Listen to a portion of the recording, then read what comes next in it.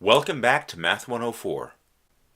Having worked out all of row 2 last time, all of the two-letter words consisting of L's and R's, let's now do the same for row 3.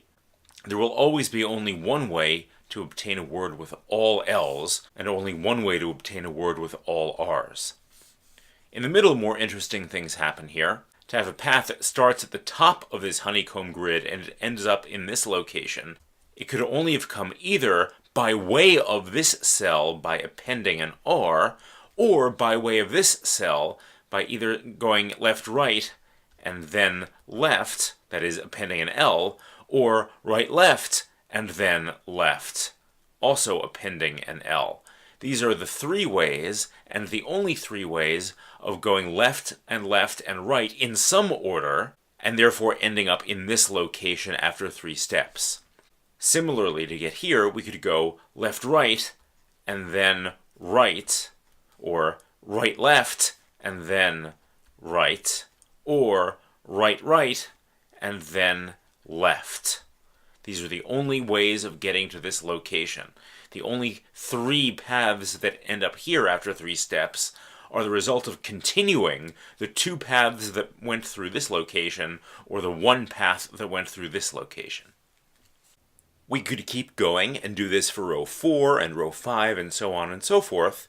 The thought process will always be the same.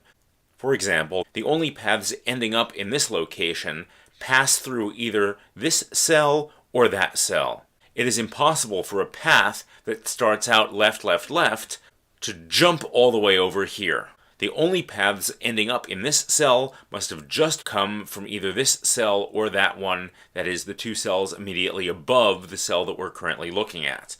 Therefore, the number of paths that end up in a certain location equals the sum of the number of paths to the 2 locations immediately above it.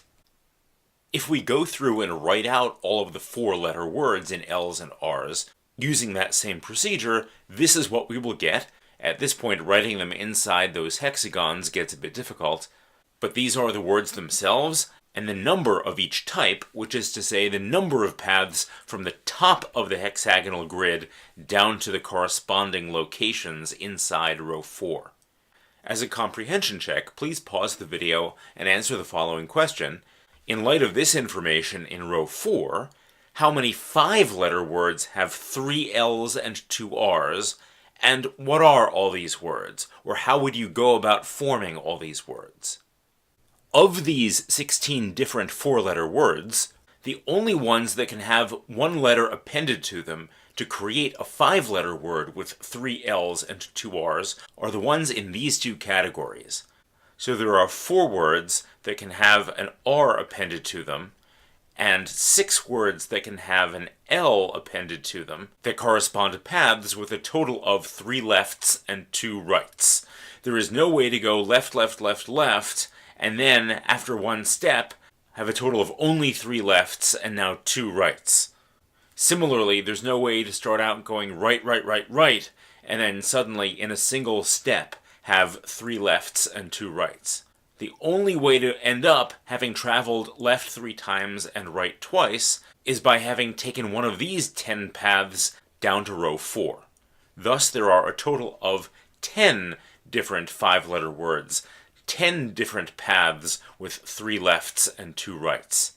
If you find that it's getting a little bit tedious to write out all of these words, don't worry, the moment of redemption is near, because we're ready to admit to ourselves that working with those left-right paths down through this hexagonal grid was just a means to an end. What we are really after for purposes of computing probabilities are these numbers.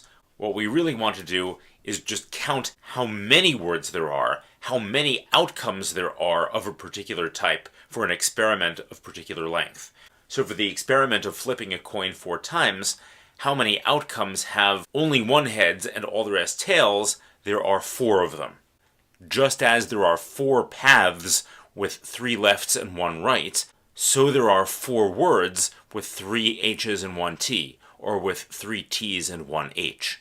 Purely computationally, if we just need to get from one row of this array to the next row, all we need to do is start and end with the number 1, and everywhere in between, obtain each new number as the sum of the two numbers right above it.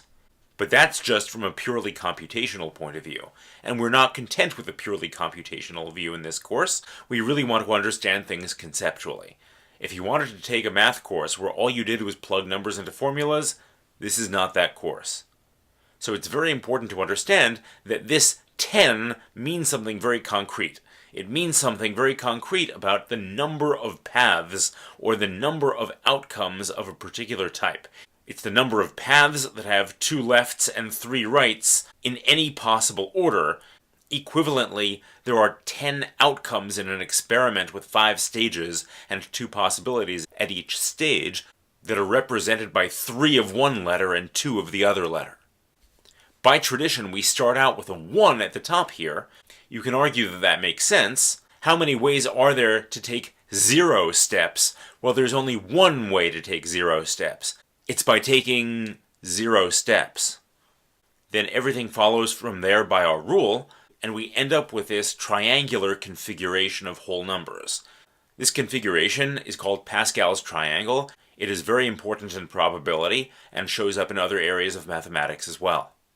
Before going on to the next video, fill in the next 2 rows of Pascal's triangle, row 6 and row 7.